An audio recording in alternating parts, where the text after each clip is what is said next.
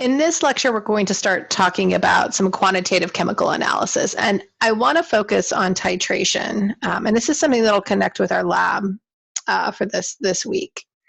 Titration is going to take advantage of an acid-base reaction or a redox reaction typically. And we're just going to focus on acid-base reactions, as that's going to apply to what we're going to do in lab.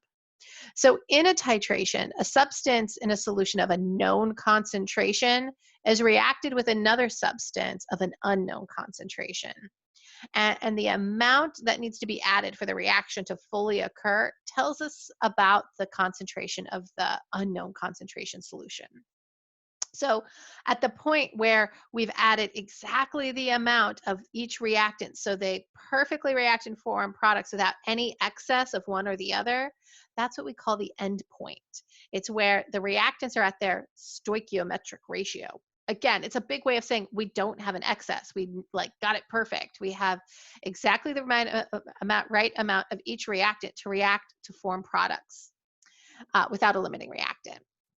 And so when we do that, when we hit that endpoint, that's when we can say, well, if we knew the concentration of one of these reactants, we can now determine the concentration of the other reactant at that stoichiometric ratio.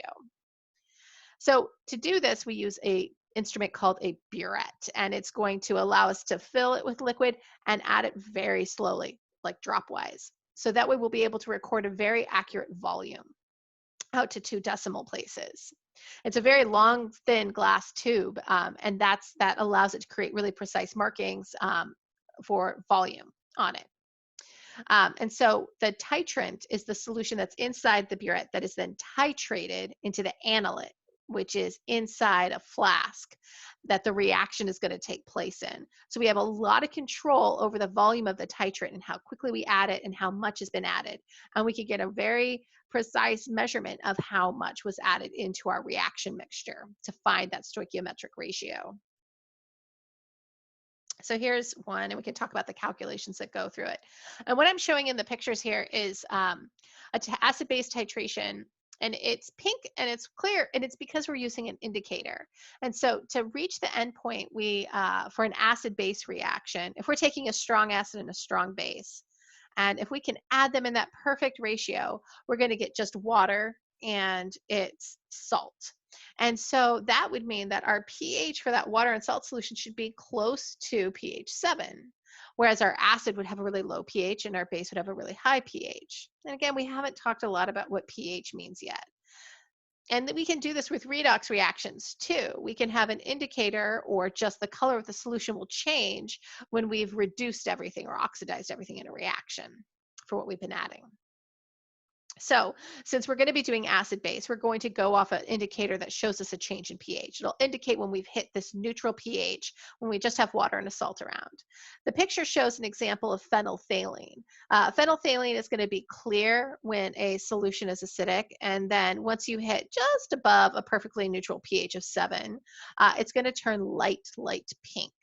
And the more basic it gets, the darker pink it gets. And so when you're adding in a base, a titrant base into an analyte acid that has phenolphthalein in it, it'll appear clear. And then as you add drops, there'll be little swirls of pink that disappear as it mixes all together until you hit that stoichiometric ratio, that endpoint. And then it'll turn this very faint pink. And that's when you've reached the endpoint. So at that endpoint, the amount of acid is equal to the amount of base if it's monoprotic. And again, we'll talk about mono and diprotic kind of later on in 162. When we add them together, what we'll do then is we'll be able to say the moles of one is equal to the moles of another if it's a 1-to-1 ratio that they are reacting in. And if we have a diprotic acid that has like 2 protons that can react, then we would have a 2-to-1 ratio when it hit that neutralized point, that end point. And so when we want to calculate the concentration of our unknown, if that's acid or base, then we're going to be able to do that through essentially solution stoichiometry. We'll be able to take the volume and concentration of our known quantity to calculate the number of moles that we had. And if it's a 1-to-1 ratio, that'll equal the moles of the other. Or we could do a mole-to-mole conversion, into our other compound that's in the reaction. And then from there, we can use the number of moles and the volume that we had, if we know it precisely, to calculate the concentration. And that's basically what we do. So it's simplest when it's a 1-to-1 ratio, but it's not too much more if it's not. And I'd like you to be familiar with that mole to mole conversion if we weren't necessarily working with a 1-to-1 acid to base ratio. And we'll get more experience with that with also solution stoichiometry, which I'll talk about after this as well. Um, and so here are kind of our steps for our calculation. We'll find the moles of the base added if we have an unknown acid. And then we'll use that mole to mole ratio to determine the moles of acid in the reaction. And then that moles of acid and volume of acid can allow us to calculate molarity using the molarity equation.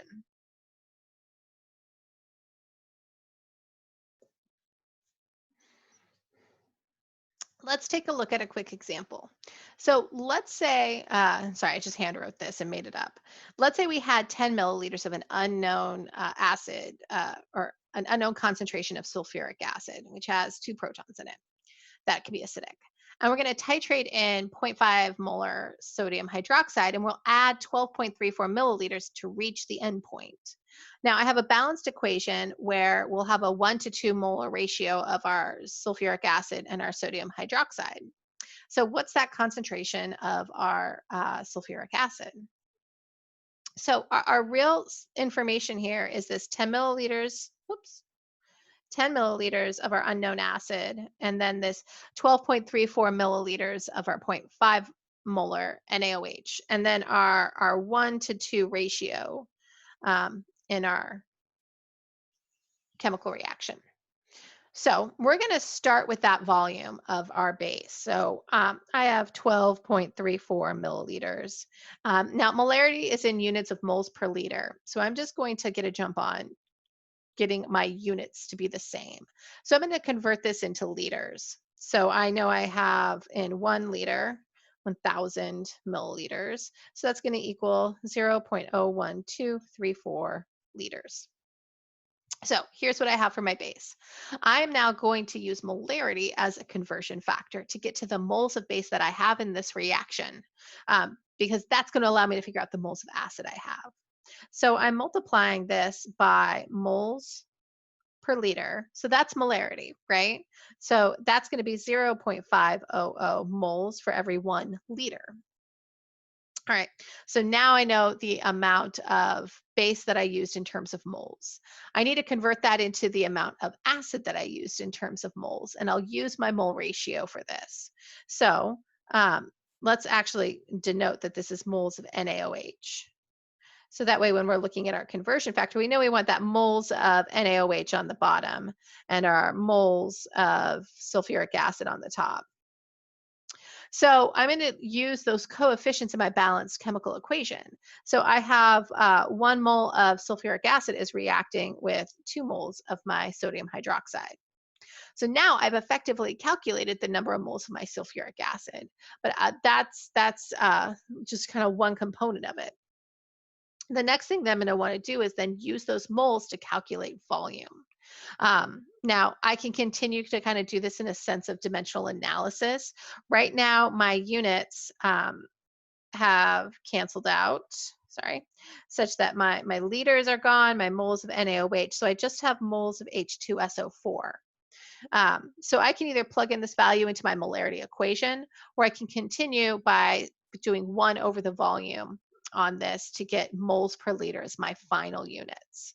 So I'm going to stop and just calculate this here and then put this into our molarity equation, which will be our moles over our volume.